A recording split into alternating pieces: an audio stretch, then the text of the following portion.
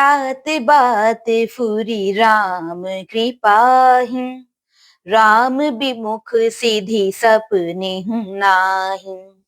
सकुचं तात कहत एक बाता, अरध तजहि बुध सर बस जाता। अर्थात वे बोले, हे तात, बात सत्य है, पर है श्री राम जी की कृपा से ही। राम विमुख को तो स्वप्न में भी सिद्धि नहीं मिलती। हे तात, मैं एक बात कहने में सकुचाता हूँ। बुद्धिमान लोग सर्वस्व जाता देखकर आधे की रक्षा के लिए आधा छोड़ दिया करते हैं। तुम कानन गवनहु दो भाई, फेरी अहिं लखन सिय रघुराई। सुनी सुबचन हर्षि दो भ्राता, भे प्रमोद परिपूरन गाता। अर्थात अतः तुम दोनों भाई यानी भरत शत्रुघ्न वन को जाओ और लक्ष्मण, सीता और श्री रामचंद्र को लौटा दिया जाए। ये सुंदर वचन सुनकर दोनों भाई हर्षित हो गए। उनके सारे अंग परमानंद से परिपूर्ण हो गए।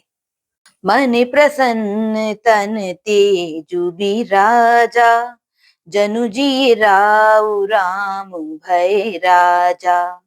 बहुत लाभ लोगन लघु हानि, सम दुख सुख सब रोवहिं रानी। अर्थात उनके मन प्रसन्न हो गए, शरीर में तेज सुशोभित हो गया, मानो राजा दशरथ जी उठे हों और श्री रामचंद्र जी राजा हो गए हों। अन्य लोगों को तो इसमें लाभ अधिक और हानि कम प्रतीत हुई, परंतु रानियों को दुख सुख समान ही थे। राम लक्ष्मण वन में रहें या भरत शत्रुघ्न, दो पुत्रों का वियोग तो रहेगा ही। यह समझकर वे सब रोने लगी।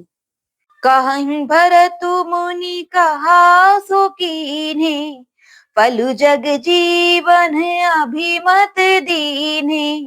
कानन करऊं जन्म भरी बासु, एहि ते अधिक न मोर सुपासु।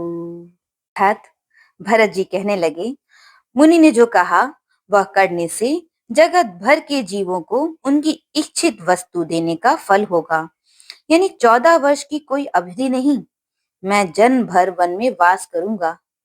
मेरे लिए इससे बढ़कर और कोई सुख नहीं है। अंतर्जामी राम सिय, तुम सर्वज्ञ सुजान।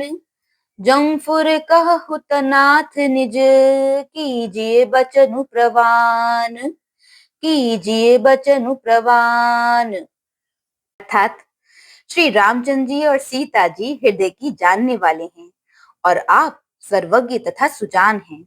यदि आप यह सत्य कह रहे हैं तो हे नाथ, अपने वचनों को प्रमाण कीजिए, यानी उनके अनुसार व्यवस्था कीजिए। बोलो सियावर रामचंद्र जी की जय।